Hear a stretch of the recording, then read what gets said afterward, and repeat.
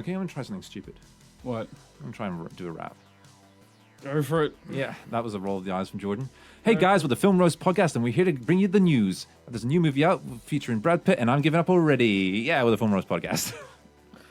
Oh, God. If you've got a better rap out there, we'd like to hear it. Any rap, I'm sure, Actually, would it'd be kind qualify. of cool if we get like someone out there to make up a rap and we can put it in the show somewhere as like an intro to trivia or something. Or That'd if be they just great. do a cover of the Final Countdown. There you go, Dat.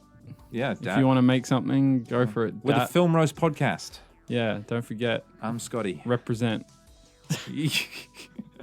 And he's Did you have a Question? a question? Well, I had an answer for last week. Oh, that's great. Well, Yeah, Jordan's lost the plot. But I have. But yes, the answer to the question, I mean, you figured it out straight away, surely.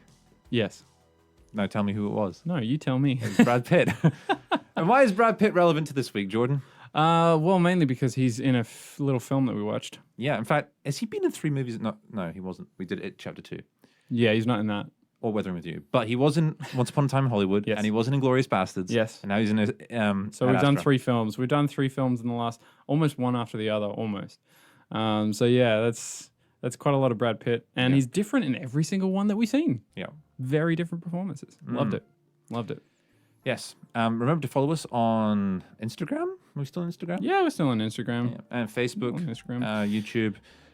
That's right. We are on YouTube. Yes, we are. We heard your complaints, and now we're back on YouTube. Yes. So now you can see our logo and listen to the podcast. Yeah, it's a beautiful logo, I must say. Oh, I've actually whoever heard- designed that is just an absolute genius. Well, you having to brag. A lot of people have actually complimented me on the, and I've. Son of a bitch. Well, no, they've complimented to me.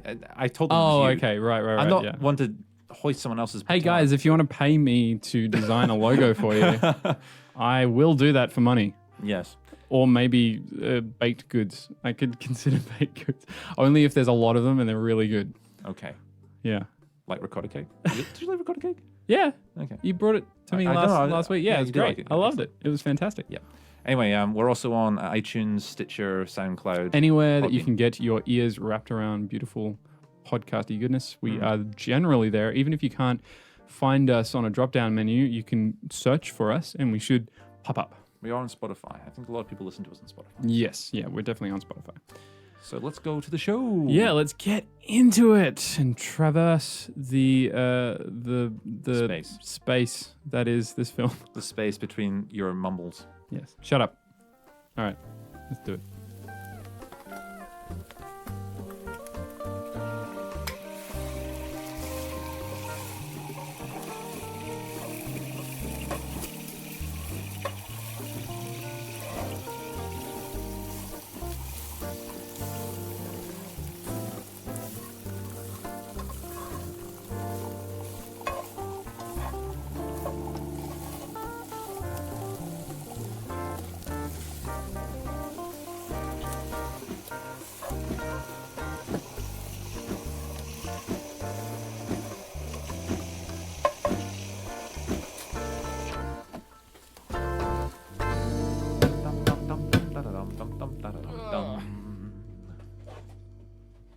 Well, here we are.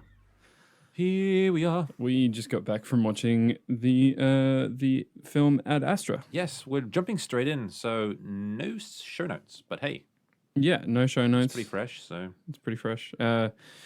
This film, it stars Tommy Lee Jones and Brad Pitt. I thought you were going to say everyone except Brad Pitt for a second. I was going, no, it's just Tommy Brad Lee Pitt. Jones.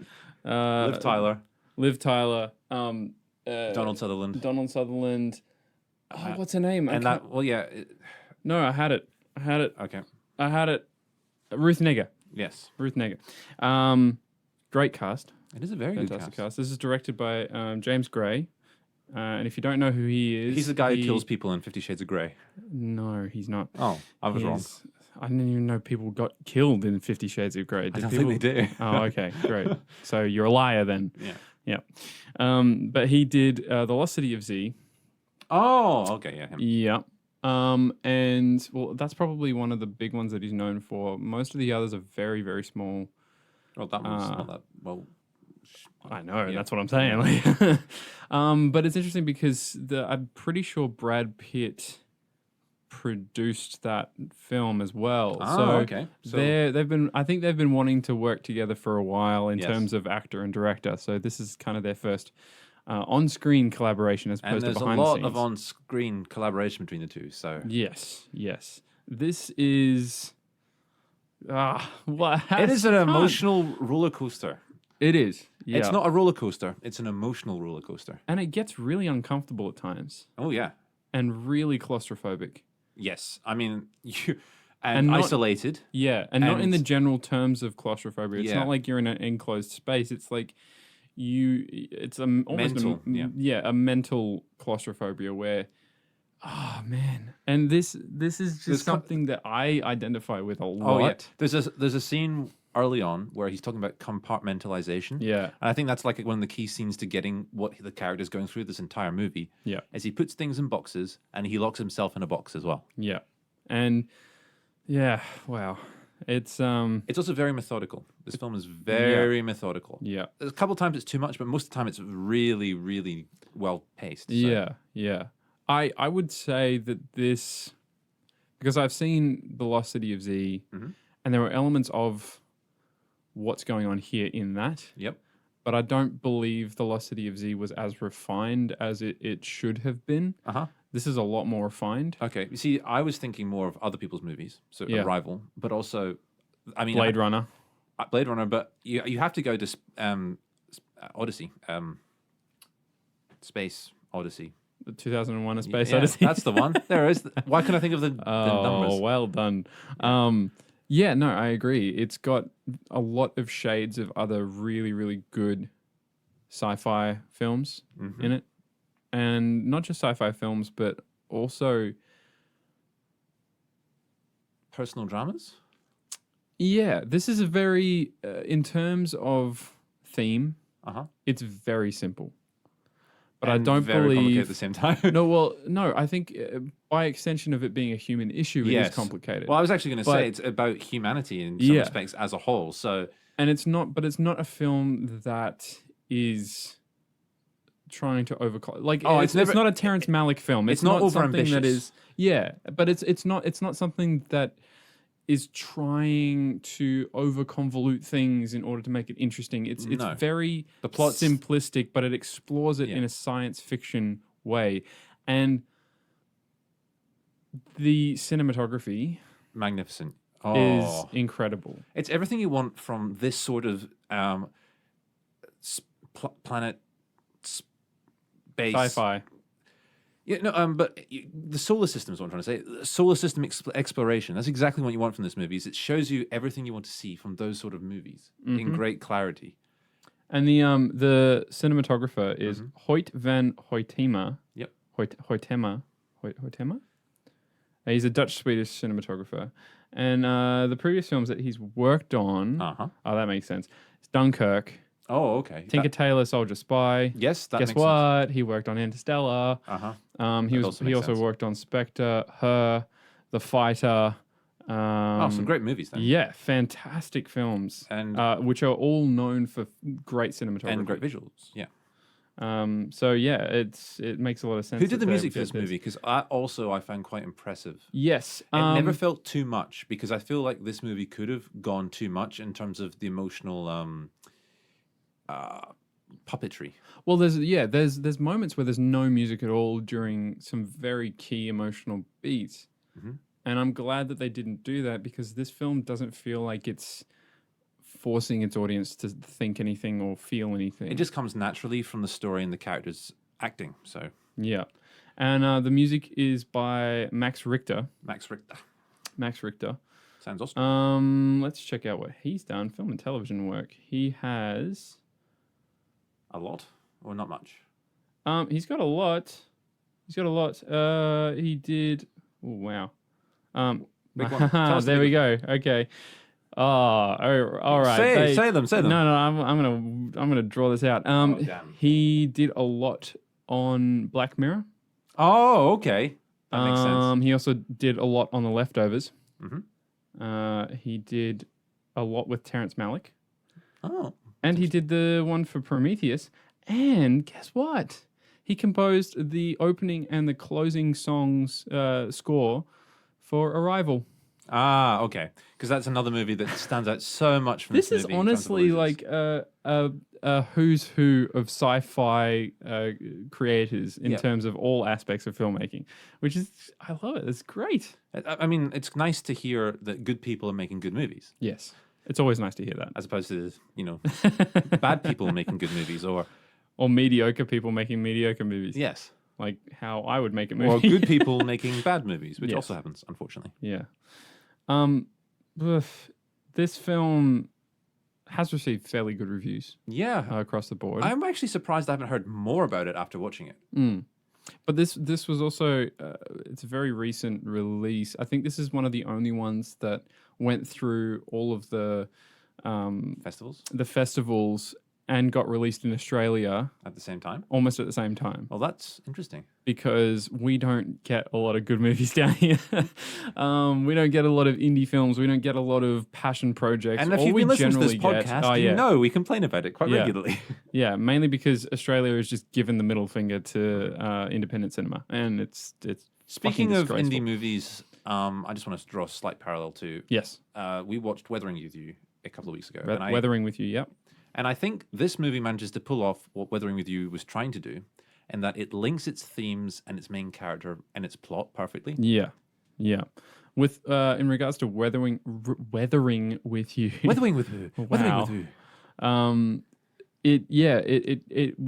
it kind of gets a little bit all over the place, and a lot of Yes. characters fall into the category of being plot devices rather than characters. In this, But streamlined. it's very streamlined. We are focused solid. Like, one of the most insane things, I think Liv Tyler only has, I would count, Maybe a minute on screen. I was going to say 2 just to be generous, but yeah, it's between a minute and 2 minutes on screen. Yet when she comes through in some of those more emotional beats, it's so much more powerful, which is crazy because she doesn't really say much. There's like maybe 2 scenes. She has, I would Never to guess, actually 4 to 5 lines of I dialogue. don't think she ever has any direct lines to Brad Pitt except out of a message that Yes. she sends to him. So Yeah. there's never, I don't think there's any there's interactional no dialogue. conversation. Yeah, And it's interesting because Tommy Lee Jones, he gets one scene yeah. or 2 scenes basically with Well, Brad he Pitt. gets visual No, messages. no, that's what I'm and saying. It's stuff, like yeah. in terms of interaction with Yeah. another character on screen, he gets like 2 scenes. Whereas Well, we've got 1, 2. I mean, Brad Pitt only really has verbal dialogue. Oh, that's true too. with maybe 4 or 5 characters once. Yeah.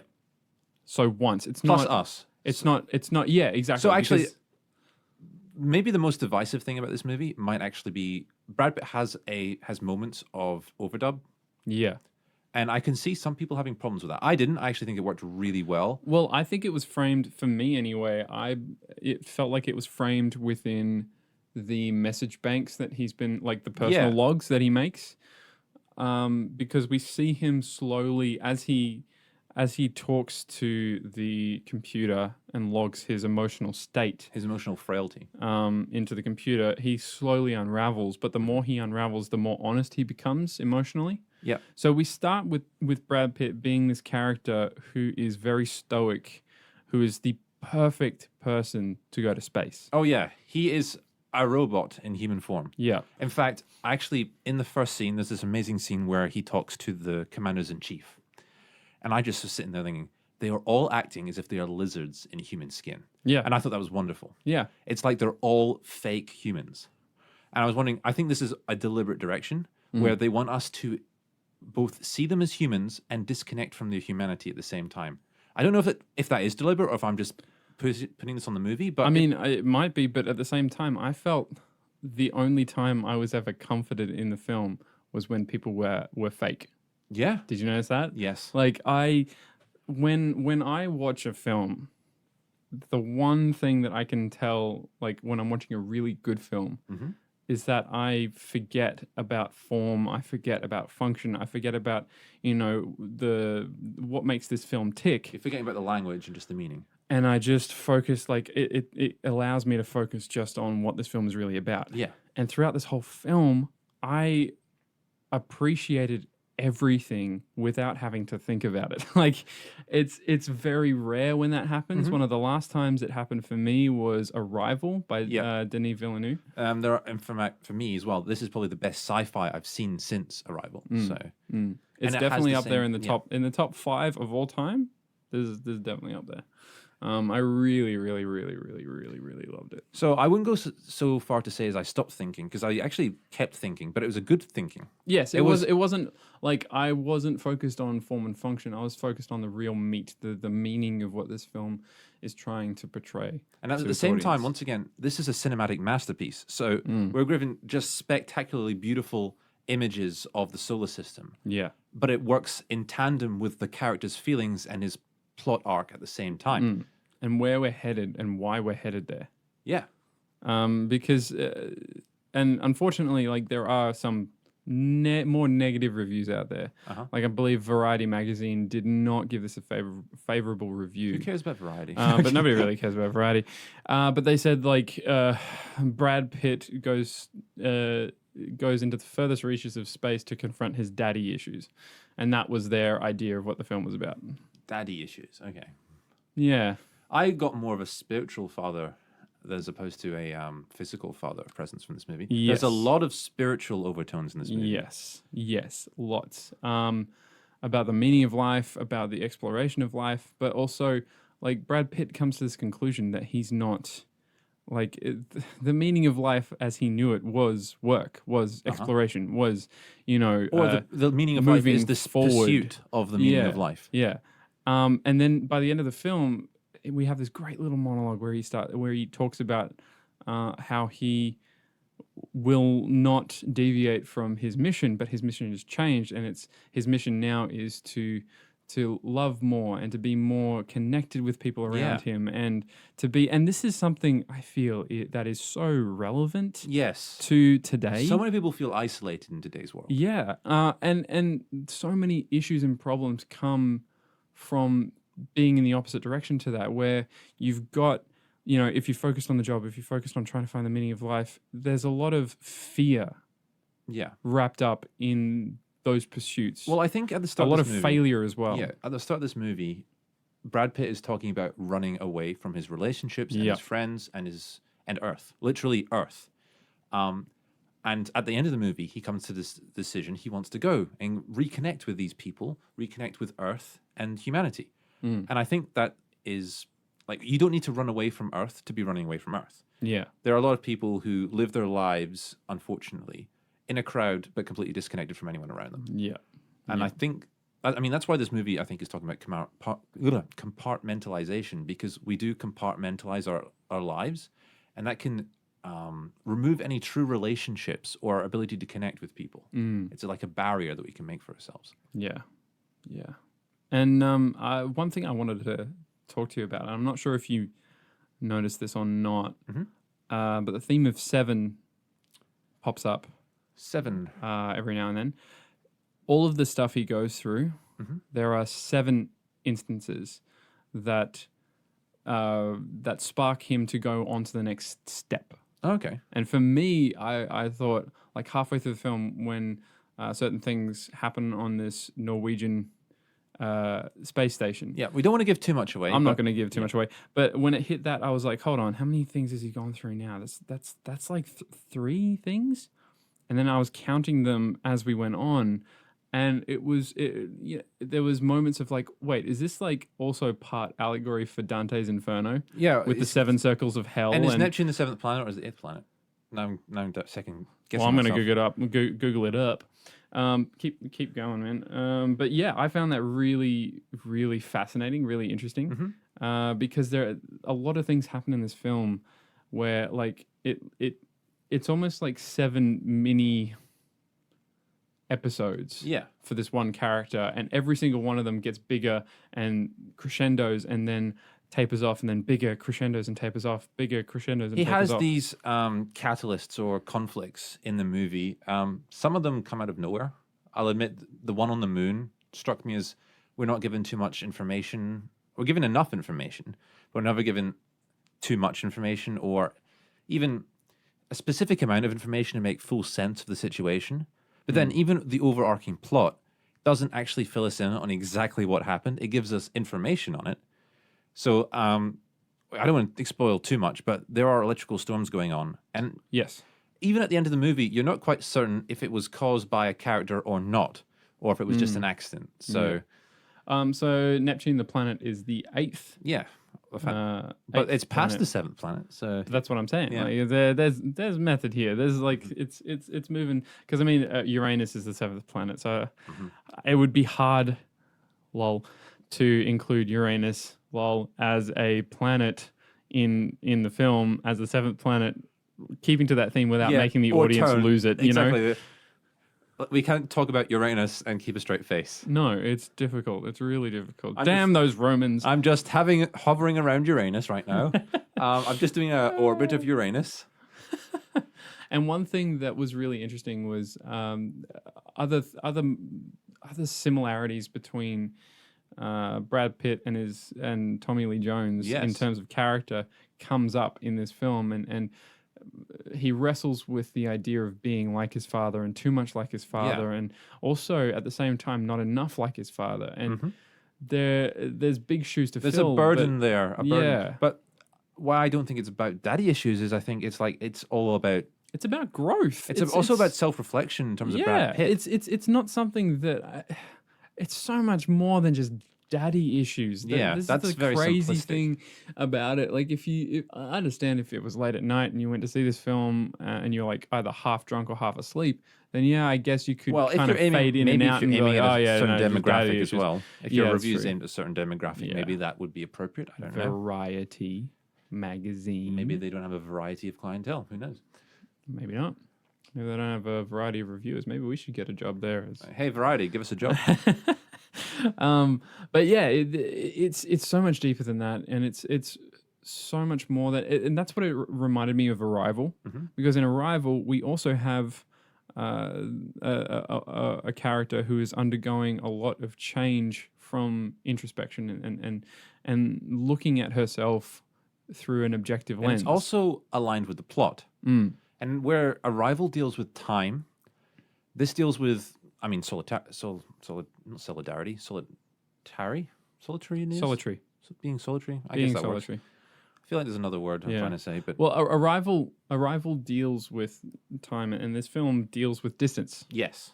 This film deals with there are a lot of very specific distances thrown around in this film. Yeah. The distance between Earth and the Moon and Mars and Neptune, And Neptune and Earth again. and Neptune and Earth, and it's very contained in that way, and it's very framed by that, which I really love. And there's a lot of stuff, and again, Arrival does something similar where with its scene placement. Yeah. But stuff happens at the very beginning of this film that actually happens at the very end of the film. But we get drawn back around into this full circle. It's fantastic storytelling. Yeah. It's fantastic storytelling. And I don't know why anyone would really have a problem with this. Well, we don't know if they do. Just Variety. Variety. Also, Ruth Negga shows up as this, what would you call her? Devil on the shoulder? No. No, her character is quite interesting. I think she's a bit of a plot device in some respects. Oh yes, yeah, But- she is. But she has this character all of her own, and when she shows up, she's silhouetted in the darkness with this red light just beaming on her on Mars. Yeah. And I just thought, like, she's like almost the angel of death. Yeah. Here. And then Brad Pitt gets taken away from her, and she's basically told by this other guy that what we were about to go through is classified. You're not allowed in here. It's almost like someone coming down, like an angel coming down and saying, "No, it's not his time yet," and then sending her off. I was also thinking it's like this is once again compartmentalization. It's like the military has compartmentalized itself. Yeah, and I was so depending on which way, because this is like the middle of the film roughly, Yeah. and I was kind of like, is some of this like all in his head? Like, has he already started to go a little bit crazy just because of being separated from everybody? Well, the light's doing weird things as well. and Yeah, it's it's very eerie and it's very disconcerting. Yeah. And then it ramps up even more because when he finds out, like, he's got to do this, that, and the other thing, he ends up on a ship alone, and we slowly see him unravel. Yeah. And it's so uncomfortable to It watch. is. And yet believable as well. Yes. That could have been that scene, that montage of scenes could have really have thrown the film out of whack. But instead it carried on what was built up already. And it's madness. Yes. It's absolute madness. It's trying to find sanity in the madness as well. Yeah. But that's one of the great dichotomies of how that scene works is because he is searching for some sort of almost regularity in being in space by himself, that we actually see him start to have conversations with himself. We see him losing it because he's searching for some sort of sanity in this chaotic situation that he's found himself in. Yeah, he's trying to find answers to his own questions, and there's no one to talk to. So he's also gone dark, so he can't even, send messages or anything. He can review ones he has already, but yeah, he's alone. Very alone. Yeah. And it's almost like I had a physical reaction to that, like where I actually started feeling sick, like in my stomach. I was like, wow, this is really, really uncomfortable. And if you're a film goer who likes to feel good about watching films, then I don't think this film is going to be for you. There is catharsis. There's definitely catharsis. But like, if you don't like being challenged, you're probably not going to like this movie. I think your popcorn going cinema Popcorn going cinema, which is like 65-75% of cinema goers in general. I think about half of them will like this. Yeah. So it's not like you will completely not enjoy this movie. It's that you'll be put in a position where you will have to go outside your comfort zone. Yes. Much like the character in this film. Yes. But I think that's a good thing. And I think I got a lot out of this movie in terms of enjoyment because it did do that to me. Yeah. So go in expecting to be challenged, and I don't think you will come away disappointed. No, I don't think you'll be disappointed. I would also like to say there's a matter of guilt in this movie as well, in terms of something that no one has any real responsibility for, but at the same time, it's a situational responsibility. Yeah. I think that was really well done. And also it echoed what another character had done already. So it was important for a sense of clarity on someone else's decisions as well as their own. Man, I'm trying to do this without giving away too much of the plot. It's hard.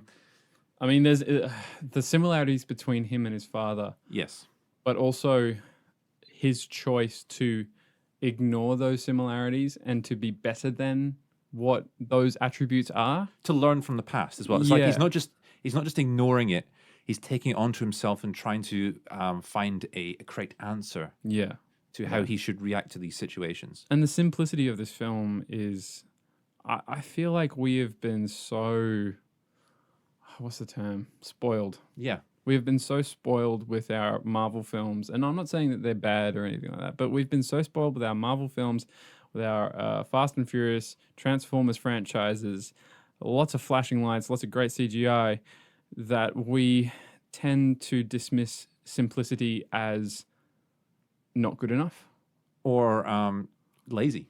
Yeah. But that's not the case at all. No. There is some really great stuff to be found in simplicity, and I wish introspection as well. More people could just have the time to sit down and just enjoy something simple instead of something crazy and over the top and overblown and the desensitizing madness of Hollywood. Not to say this movie doesn't have elements and moments of those things, because it does. I mean, there's a fantastic scene where we're traveling across the stars and we see outside of the ship and just see it traveling across, this scope and scape of the spacescape. I'm just going to call it spacescape of planets and asteroid belts, and it's just beautiful. It is beautiful. It's absolutely beautiful, and I'm so glad that it gives us the time to enjoy those, because so many films would have taken the easy road out and said, oh, there's like 15 seconds of nothing. Like, the camera's not. Oh, dude, I can't remember what software it is. I think it might be Final Cut. Classic Final Cut. Yeah, it might be fine. I'm not sure. Okay. But it has a new feature that if you turn it on, it will alert you if you've had a scene go on for more than 3.5 seconds. That's interesting. because it has to be 3.5 seconds or you're going to lose your audience. That's fascinating. It's fascinating and insane. Yeah. It's insane how like... Well, speaking of that, one thing I was thinking of while we were talking is like comparing this to First Man. Because First Man at the end of this that is movie, actually really similar on a psychological it level is, but for me. in some ways, I think this does what First Man's trying to do better as well. Because Nah, I think they're both up there. I think Okay. they're both up there in what they're trying to do. But at the end of First Man, we are treated to this extended scene of him going over the moon. Yeah. And the movie sort of needs it, but at the same time, it is long. Whereas this movie, in terms of the spectacle, when the spectacle's happening, you get in the spectacle, it never drags. Yeah. Well, I didn't feel like First Man dragged when we hit that point. I think I felt a little bit in the final scene when they're going over the moon and he's seeing the moon because it's such a long scene. Yeah. That's fair. It's very methodical. Like you see every point of that, basically. Yeah. I don't know. I disagree. I feel like I long for those moments as well. So when I get them in a film, I'm like, yes, finally you're giving me time to breathe and take everything in, because so many films just ignore that. Yeah. Like one of the biggest things that I didn't like about Mortal Engines was there were moments where you're like, oh, come on, can we just stay on that shot? Like, I want to see more of that. That would have been awesome if we just lingered there for a little bit longer. It wrecked the gravitas of the machines by not lingering on them. Yeah, exactly. So yeah, this film does so many things so well. And I really hope a lot of people go out and see this film, because not many people do give these kinds of films a chance. And when they do, because of marketing or because of their expectation, a lot of them are disappointed. Yeah. And I keep thinking back to First Man here in Australia was an abominable release. Like Australians slagged it it was also online. mismarketed, so... It was just bad. It was just a bad marketing scheme, but also it was a bad reception by Australians in general. Well, I think I said it's mismarketing because I feel like people were expecting something else out of the movie than what they But got. it's on the First Man landing on the moon. Like, do you expect an action film? What the fuck? I think some people would expect like an Apollo 11 or something. But even Apollo 11 wasn't. Yes, I know. It was, stupid. I know. We agree with this. Stupid. Yeah, I'm sick Once and tired again, of the general. Jordan gets to stand on his soapbox and complain about strangers. No, I'm not gonna. I'm gonna kick the soapbox over. I'm Okay. so sick of it. Would you like a baseball bat? Yeah, I'll take a baseball bat. Smash. But yeah, I really, and the music for this, or the lack thereof of music, great choices Yes. in the use of sound and the use of music, because there's moments where there's just complete silence, which is great. And I was reminded of Gravity. Yes, that I was respect. thinking of Gravity as well. In fact, you could say the first sequence in this movie is an homage to Gravity. Yeah. So if you know Gravity, things go to shit in the first scene. And the rest of the movie is surviving it. It's an amazing shot. Yeah. Alfonso Cuarón. Alfonso Cuarón is incredible. I wouldn't mind actually watching Gravity again at some point. But yeah, beautiful scene, beautiful film. And I feel like this film definitely does do the homages really well, because it takes elements of that and makes it its own thing. Oh, exactly. It's not a rip-off of something else.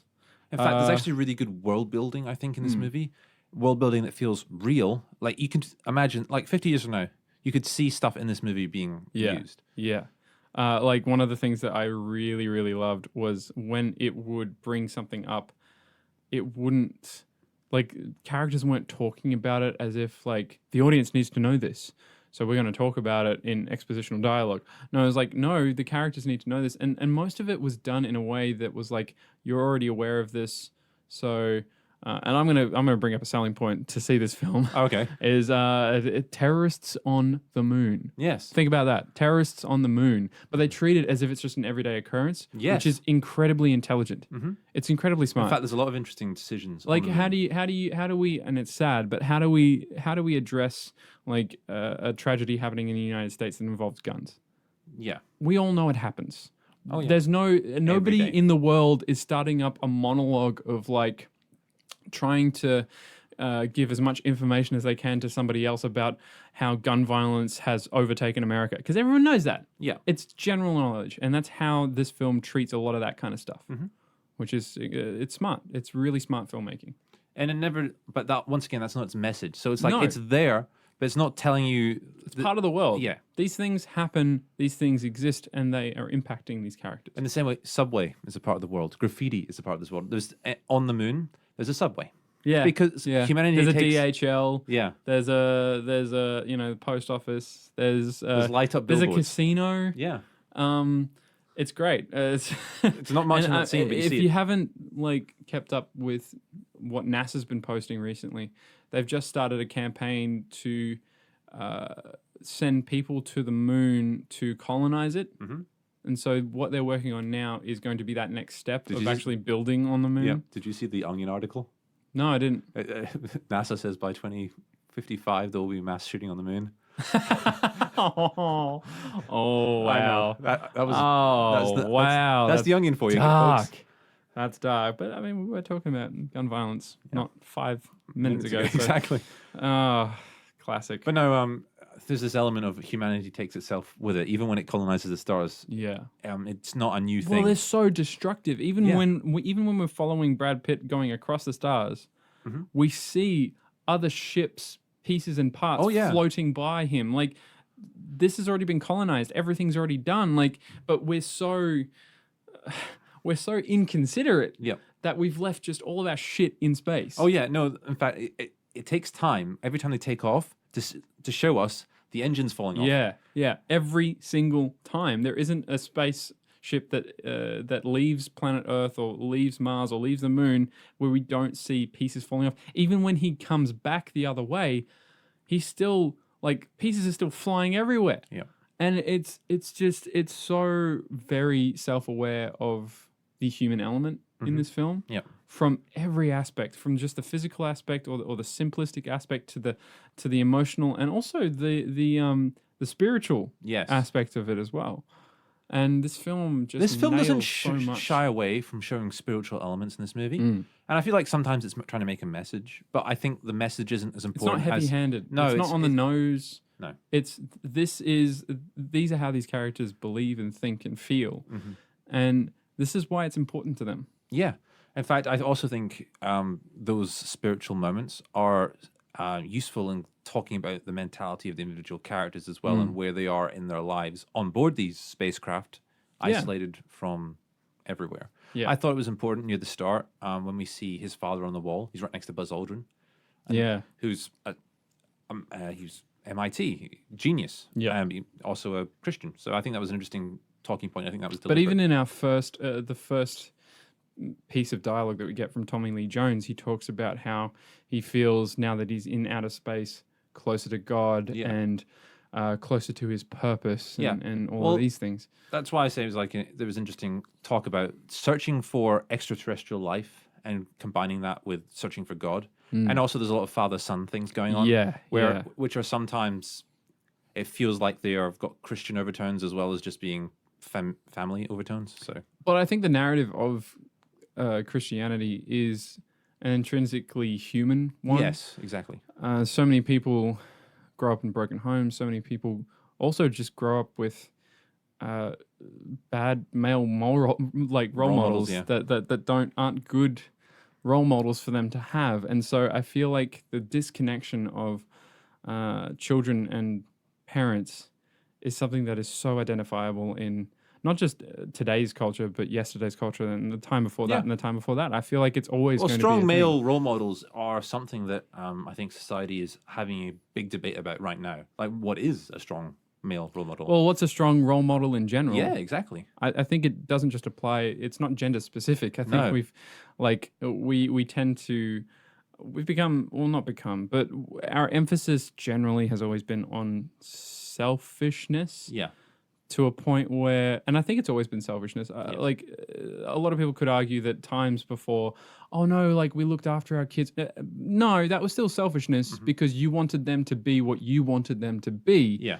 And now it's a different type of selfishness where it's like you need to look after yourself first and take care of yourself. Well, that's the thing. It's like now we're a bit more aware of the self-destructiveness of selflessness. For now. Yeah. So, exactly. Yeah, Once now. we'll overcompensate and then we'll be too selfish again. It's a pendulum swing. We will go back and forth for all eternity. Exactly.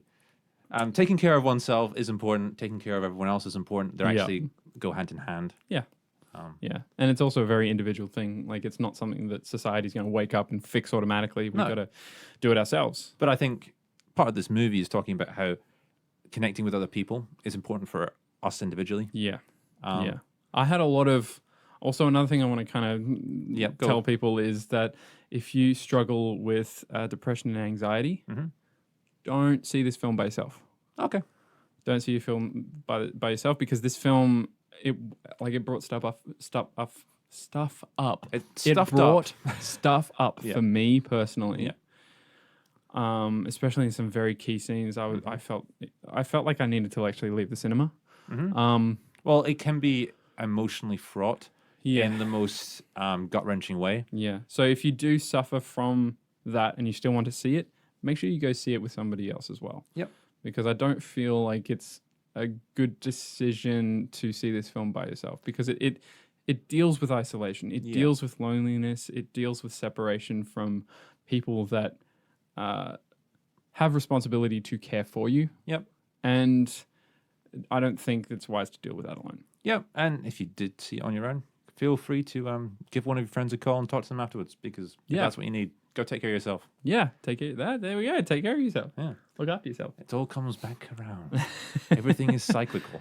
Cyclical. Yeah. I mean, some of this movie is cyclical. I feel like some of the way the lights are done, and I mean, all the planets are circular. But I mean, everything comes full circle in the movie as well. Yeah. There's a scene on Mars where we meet Ruth Negga for the first time. And there's this fantastic shifting of light. Yeah. It's just beautiful. You can see it in the trailer, actually, when he's standing in that hallway and the light just slowly covers him in darkness, and it's just beautiful. Also, there was a moment I really loved, and it's a throwaway thing, but one of the lieutenants that was supposed to take them across the moon, they're saying it's a full moon, so when we hit the dark side of the moon, it's going to be real dark. It's not going to be, it's not going to be. I loved the opening shot as they're coming towards the moon, where it's half in light, half in dark. Yeah, it almost looks like the dark side looks like it's like Coruscant from episode 1, where it's like just lights in the darkness. It's like half nature, half civilization as well. So it's like this fantastic. And it's like humanity is just this. It's almost like humanity is this cancer that's affecting these planets, which is something that other characters actually do bring up. Yeah. And the desire and the need to keep moving out. In fact, but also like whether this is, and I mean, I just thought of it just now, like the theme of the project that his father is working on is like the pinnacle of human technology, and it's now damaging humanity. Like it's once again, the themes are so much deeper than just the Norwegian research lab they go past. You could also argue that it was trying to achieve something, and its failure was also symbolic of human failure. And also Brad Pitt's character's failure throughout this whole film. Oh yeah, everything that he tries to do, he fails. Almost he does. Everything, but yes. No, everything he does, he fails. Every objective that he wanted to complete, every step of the way, fails. Yeah. Completely and utterly fails. But by the end of those circumstances, he realizes that wasn't what his objective should have been. No, he finds success as well as failure along the way. Yeah, but success, unlikely success. Yeah. A different type of success. Not one that he initially set out to achieve. We've given exhaustive stuff. This has been pretty quick, but I love this. It's a great film. It is a great movie. Honestly, go see it. Go see it and expect something deeper than the norm. Once again, I think we don't know too much about science here, but I suspect they may have taken a few liberties. But it was never. I'm glad they did. Yeah, I'm glad they did. It just added to me. I don't care about that stuff. I'm so sick and tired of filmmakers and also film critics wanting something to be more scientifically accurate. Yeah. We don't need scientifically accurate in film. We need emotionally accurate. Or we need scientifically enough accurate. I feel like we just need a suspension of disbelief. Yes. We don't need anything more than that, and I don't feel the bar is very high in terms of that. No, and I don't think this movie certainly didn't press it too far. Yeah. They gave us a lot. They didn't need to give us too much. Yeah. And if you're, because this isn't how I think. If you're the type that gets wrapped up in the science of fiction, I don't think science fiction is for you. Exactly. That's a good point. I think science fiction and speculative fiction, because that's basically all grounded in the same area. Yeah. It's thinking about what ifs. And sometimes to ask what if, you have to neglect a few actually. Exactly. Like Interstellar is a perfect example of that. Yeah. So many people had a problem with the black hole in that film. Yeah. And also the time, like the time travel element of it. It was And talking it's about just, what no, if. just ignore it. It's not talking about any of that crap. It's talking about an actual character and that character's journey throughout, his point A to point B to point C to point D. It's not about the science. It was just about Matthew McConaughey being all right. Yeah. Get over it, Neil deGrasse Tyson. He's funny. He's not. But no. He's funny. He's not. He's funny to laugh at, not with. Is that what you're saying? Yes, okay. exactly. I think Yeah. he's an amusing human being because he exists. You know He's what? so cringy. Every time I've ever heard him speak, I'm just like, stop. But Just you need people like him. stop. You need people like him to exist. Yeah, I suppose. You need people to ask those questions. Do we? Yeah, we do. I mean, maybe some of those questions, not all of them. Yeah, I mean that's the problem with intelligent people. They go too far. Is he intelligent? I don't know. He's very intelligent. He's book smart. Yes. He's book smart. I think there's different types of intelligence. There's like book smart intelligence. There's emotional intelligence, which I think is hugely underrated, just in general. Yeah, EQ is important. I feel like EQ is like one of the things that almost nobody really touches on until they're in their 60s and 70s and realize that it's too late. I feel like there are people who know it's important. They just don't realize it's important. Yeah. Yeah. Just like Brad Pitt in this film. Oh yeah, exactly. Like he grows emotionally so much. Like almost all of the growth in this film is emotional growth. And it's really nice and refreshing to see in a film. Yeah. He starts off as a stoic survivor. He ends as a emotionally grown stoic survivor. Yeah. Stoic survivor, yeah. He doesn't like that's a nice thing to see as well. It's like a character that goes through a plot arc and an emotional plot arc. Yeah. That stays basically the same to who they are, but there's more to them than that. as Yeah, well. and it allows for choices and growth to come of those choices. And also the things that happen when you do make those choices, like the ramifications for your choices. I will say there is one consequence that he doesn't suffer at the end of the movie that made me question it a little bit, but I think that was a small thing and it would have made the rest of the ending messy, so I'm okay. Can you elaborate? I think I know what you mean, but can you elaborate without spoiling it? Yeah, there was a mistake he made unintentionally that left 3 things floating in the wind, and those 3 things never come back to bite him again. No, they handled that. They did handle that? Yeah, Okay. when they were talking about his father. Because his father did something similar, and Ruth Negga, the conversation with Ruth Negga is, well, they didn't want to accept their own failures, so they treated him like a hero. So they've just done some cleaning and just dusted it under the boards. Okay. Yes, yeah. Okay. Yeah. That's what I immediately thought of when I saw that. Okay. When we reached that point in the film, I was like, oh yeah, okay, of course. Because I was guessing like, are they going to treat him like a villain or are they going to treat him like a hero when he gets back to Earth? Yeah, no, that's what I was thinking too. But no, they treated him like a hero because they couldn't afford to treat him like a villain. Yes. Because that would mean that the whole thing would go to shit and they wouldn't be able to get funding and they wouldn't be able to do anything else. Yep. Which makes sense. It does. Yeah. It's a morally interesting ending. Yes. It yeah. is. I mean, this is so There are a lot of moral dilemmas in this film. truthful. Yeah. Like it's very honest. It's very, very honest if you give it the time. But yeah, I highly recommend this film. That's a great debate to have. Should a good man have to pay for the consequences for the bad choices that he's made in his past? Not necessarily bad choices, but things that have happened because of decisions they've made, even though they weren't intentional. Like, I can't think of an analogy off the top of my head, but I'm sure there are. I mean, it's playing out there. Yeah. Like, it should... but that it goes back down to, like, natural ramifications. Like, if you're living in your house and an intruder comes in and threatens you... Yeah. And you kill that intruder, regardless of whether the police will punish you or not, you're living with the pain of what you've done. Oh, yeah. There's always survivor's guilt. And traumatic damage that's been done to you after such an event. In fact, surviving that could be arguably one of the issues in the movie as well. Yeah. Survivor's guilt. So. Yeah. And it's also one of the things that helps change him as a character. Yeah. For the better. Yes, I think so too. Yeah. And, great film. What would you rate? Ooh. there's a few moments with the pacing where it's like it is very methodical, Yeah. and most of the time it works perfectly. But there are a few moments actually on Mars and that just throw it off slightly. Just where there's a question mark. It's almost perfect. So that's why the imperfections stand out more. If that makes sense. Yeah, yeah. But I think those imperfections, especially on Mars, I think they work because that's kind of when the cracks start to reveal Yeah. themselves for him. So those imperfections, for me anyway, most of those imperfections happened in line with what was happening emotionally for him. Yeah. Also, there were questions I wanted answered about the terrorists on Mars. I mean, the moon, and other things going on there, where we're given a little bit of information, but I'd like a little nugget more, just so that I'm kind of glad we didn't. I prefer. To I leave wouldn't it have up wanted to too much. I would have just wanted a little bit more. Just I'm glad they didn't though, just because. so I wasn't asking the question. That's the thing. I was Yeah. asking the question. I didn't want to ask the question in my head. Yeah, because I'm glad they didn't, just because that is so, just like now. Yeah.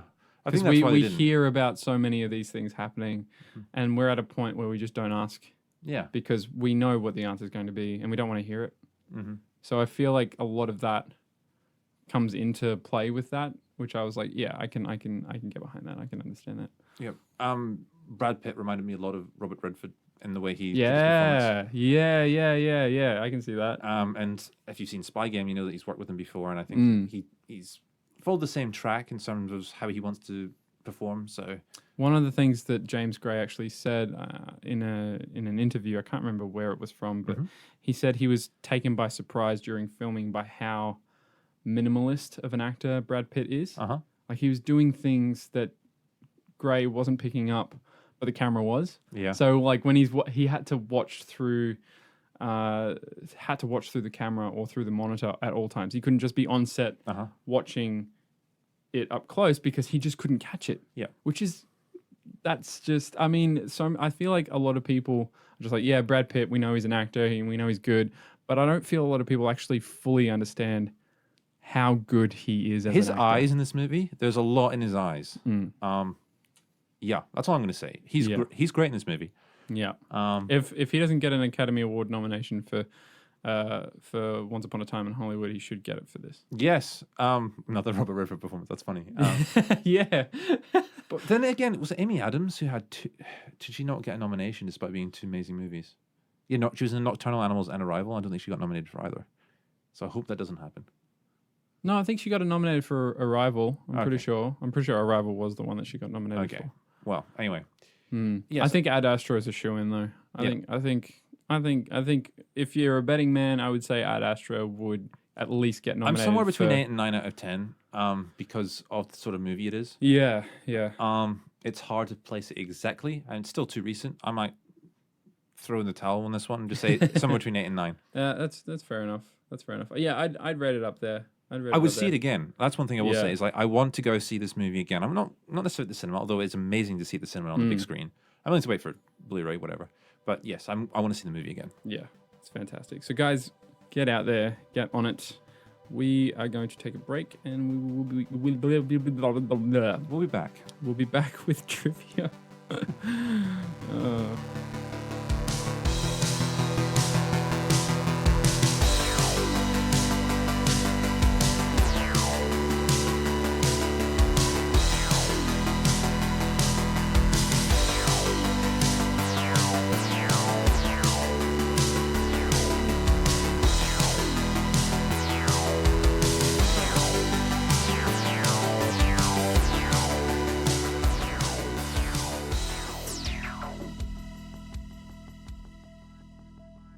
So, give me your phone.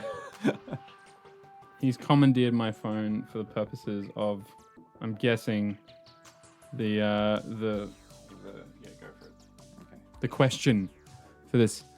Also, I want to say thank you to everyone who listens. Oh, I know. We love you guys. Just you know. Thank you guys. You matter You to are a small part of why we do this, but a part nonetheless. So we appreciate you.